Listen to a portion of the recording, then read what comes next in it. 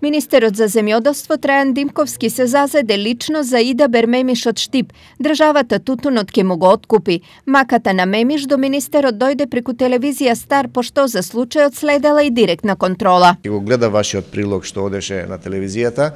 И веднаш се распрашав и преку инспекторатот, но и преку самата откупна фирма, кои не уверија, барем како што ни кажа, дека се работи за поголема количина произведена над договореното. И покрај ова, Димковски е категоричен дека тутунот на Мемиш нема да му остане дома. Ова со сигурност може да кажам дека нема да остане ниту 1 килограм неоткупен. Ние веќе разговаравме, иако велиме дека откупот е при крај, секако дека официјалниот завршува до крајот на февруари.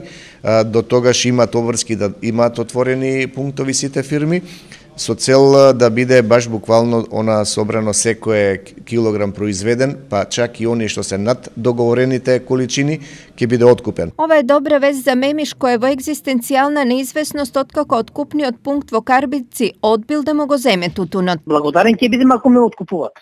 Јас не ќе ни да паѓам ни тај, че сакам јас правилна. Разбираш ме? Значи, јас поканувам, нека ме дојде господин министер. Нека ме прегледа. Што ме вреди, класата нека ме дадат. Значи, ја не тражам да речеме више.